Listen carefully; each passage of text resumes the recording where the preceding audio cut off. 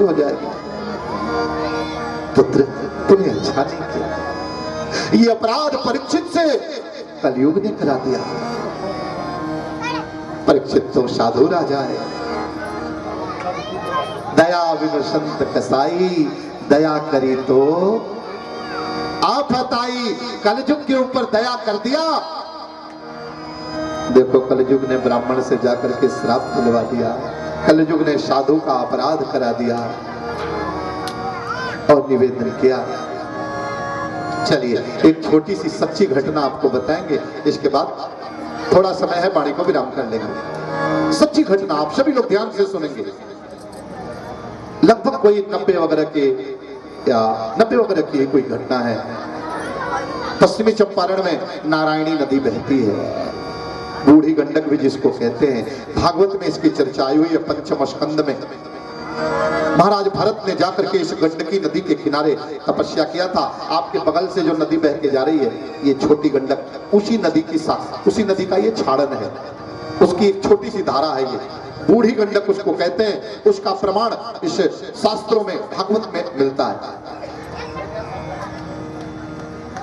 उसी नदी में पुल तो अभी आकर के आपको लग रहा है 2000 के बाद में, 2010 के बाद में बना है। उधर किनारे में लगभग 5-7 जगहों में हम गए थे। धनहा नामक एक गांव है, बाबू साहब लोगों का गांव है, पटरौना जिले से लगभग 20 किलोमीटर की दूरी पर। जिला पश्चिमी चंपारण ही होता है। नदी के इस पारी है। वहां तो हमने देखा नहीं, वहां के लोगों ने बताया था। वहां कथा करने के लिए हम गए थे तो लोगों ने ये सच्ची घटना हमको सुनाया था। वहां पहले बड़ी बड़ी नाव चलती थी, जब वो अपना पुल नहीं था। ट्रैक्टर, टाली, जीप, कारूसी नाव में लाद करके बड़ी बड़ी नाव में लेके उस पार लोग जाते थे। ऐसी ही एक बार एक नाव चली। उस नाव में बहुत सारे लोग थे, 2 लोग, एक साधु बाबा और एक उनका चेला। वो लोग भी गए। साधु बाबा का चेला बड़ा सीधा साधा था, कमंडल ढोने वाला, साधु बाबा की लंगोटी धोने वाला, सेवा करने वाला, सीधा साधा सज्जन चेला था। पीछे पीछे घूमता था। बाबा उसको नदी उस पार ले जा रहे थे, नाव में बिठा करके। उसी में एक दरोगा जी थे, राइफल लिए हुए। वो भी नाव पार कर रहे थे, नाव में बैठ के नदी पार कर रहे थे। देखा बाबा का चेला थोड़ा सीधा साधा सा दिख रहा है, तो उनको थोड़ा ठिठोली मने मजाक सूझा। नाव चलने लगी तो दरोगा जी ने धीरे से सिर में मार दिया। तो चेला ने पलट के देखा तो ये तो दरोगा जी, कुछ नहीं बोला। फिर कुछ नहीं, फिर धीरे से रक्षक बन जाए तो फिर रक्षा कौन कर सकता है जी। देसी भाषा में एक कहावत कही जाती है कि मेड़वे जब खेत खाए लगी तो के बचा सकेला। रक्षक जब भक्षक बन जाए तो फिर रक्षा कौन कर सकता है। निवेदन किया, ताकि नाव चलती जा रही थी, दरोगा जी सिर पे मारते जा रहे थे। 1-2 बार के बाद फिर चेला पलटा नहीं, सिर झुका करके रोता रहा। दरोगा जी और जोर से मारते चले गए कि एक बार पलट करके देखे। सिर झुका करके सिसकते हुए रो रहा था, पलट करके नहीं देखा दरोगा जी की तरफ। लेकिन निवेदन किया, कहा कि जब पलट के नहीं देखा हुआ क्या, नाव उस पार गई, और नाव उस पार गई तो सब लोग धीरे धीरे उतरे। दरोगा जी को वहां दरोगा नहीं, बड़ा बाबू कहा जाता है। तो बड़ा बाबू को तो अपनी वर्दी का गुमान था, अपनी राइफल का गुमान था। रेत में, बालू में ऐसे राइफल को दबाया और उसी के बल पे सोचा कि पानी को पार कर लेंगे, क्योंकि नाव जब रुकती है तो वो पानी में रहती है। बालू और नाव के बीच में थोड़ा सा पानी रहता है, उसको कूद के जाना होता है। दरोगा जी ने रेत में राइफल दबाया और उस पार कूद करके सोचा कि इसको कूद जाएंगे, और राइफल में एक चाकू होता है, उस पर कैप लगा होता है। इनका चाकू नंगा था, कैप नहीं लगी थी। दबाया रेत में, और जैसे उसके बल पे कूदे, नाव में से छलांग लगा दिया रेत में जाने के लिए, और राइफल थोड़ी सी पीछे खिसक गई। और जैसे राइफल थोड़ी सी रेत में पीछे खिसकी, बड़ा बाबू कूद चुके थे, चाकू गले से पार हो गया, और वहीं ऑन द स्पॉट वहीं मृत्यु हो गई। सारे नाव के लोग हाय हाय करने लगे, वारे प्रभु, यहां देखा तेरा न्याय। साधु अगर दया भी कर दे, निवेदन किया, एक शब्द उस साधु ने नहीं बोला, और नहीं बोला, इनकी दी हुई पीड़ा को सह गया। शायद वो पीड़ा परमात्मा से सहन नहीं हुई। साधु ने तो कुछ नहीं दिया, नहीं कहा, लेकिन वो परमात्मा उस दंड को देने के लिए मजबूर हो गया। जो निवेदन कर रहे थे, कहा कि कलयुग सत्य में झूठ और झूठ में सत्य को दर्शाता है। मस्तक पे कलयुग सवार था, सच्चा साधु भी झूठा नजर आया। श्रमिक ऋषि ने कहा, पुत्र तूने अच्छा नहीं किया, वो तो साधु राजा है। ये दुष्ट के चक्कर में पड़ करके उसने इस दुष्ट के ऊपर दया किया, और इस दुष्ट ने उस साधु को ही देखो तुमसे श्राप दिलवा दिया। नमन नीच की अति दुखदाई। सो निवेदन किया, कहा कि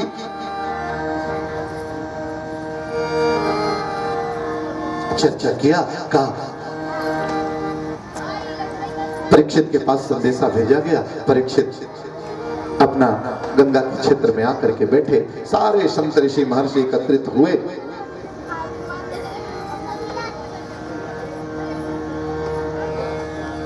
पांच मिनट के लिए ज्योतिषी जी आपको संबोधित करेंगे। अभी बस 2 मिनट में मैं कथा को विराम कर रहा हूँ, फिर ज्योतिषी जी कुछ आप लोगों को, चूंकि यज्ञ के आचार्य हैं, विद्वान हैं, और निर्देश करना, क्योंकि प्रत्येक दिन का कार्य कैसे होगा वो आवश्यक है, क्योंकि बिना निर्देश के काम सुचारू रूप से नहीं चल पाएगा। तो आचार्य जी के द्वारा कुछ निर्देश किया जाएगा।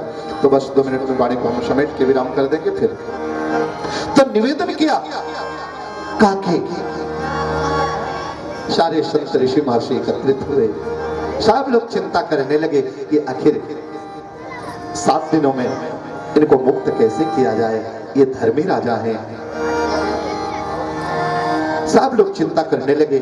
परीक्षित ने कहा, महाराज आप लोग चिंता क्यों करते हैं, मैंने तो साधु का अपराध किया है, मैं साधु का अपराधी हूँ।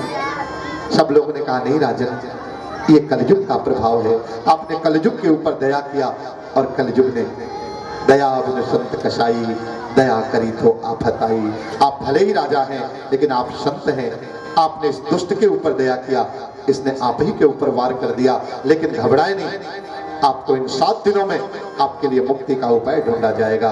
व्यास जी के प्रेरणा पाकर के शुकदेव जी चल करके आए, और आकर के अपनी वाणी से अमृत घो, अपनी वाणी से अमृत घोल रसना, राधे राधे बोल रसना, राधे राधे बोल। अपनी वाणी से अमृत घोल, अपनी वाणी से अमृत घोल रसना, राधे राधे बोल रसना, राधे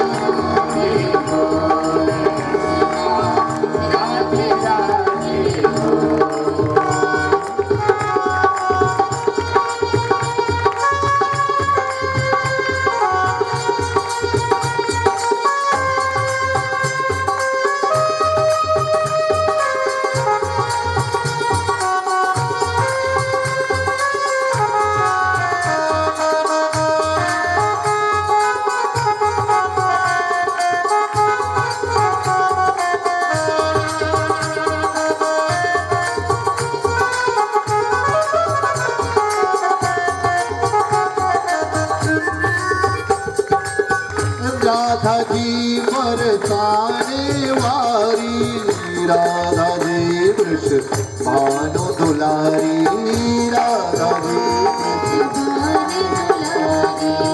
राधा जी वृष राधा जी बरसाने वारी, राधा जी वृष भानु दुलारी, राधा जी बरसाने वारी, राधा जी वृष भानु दुलारी, राधा जी वृष भानु दुलारी। इनके चरण पकड़ ले नादा, इनके चरण पकड़ ले नादा, मन की आंखें खोल रसना, राधे राधे बोल रसना, राधे राधे बोल रसना, राधे राधे बोल। अपनी वाणी से अमृत घोल, अपनी वाणी से अमृत घोल रसना, राधे राधे रसना, राधे राधे बोल रसना, राधे राधे बोल रसना, राधे राधे। अब 5 मिनट के लिए हमारे आचार्य प्रवर ज्योतिषी जी आपको कुछ संबोधन करेंगे। इसके बाद आरती और प्रसाद लेकर के आप अपने अपने घर को जाएंगे। फिर कल सुगतदेव जी ने परीक्षित को कैसे श्री श्री 1008 श्री स्वामी जी महाराज गुरु जी आपके चरणों में प्रथम नमन करते हुए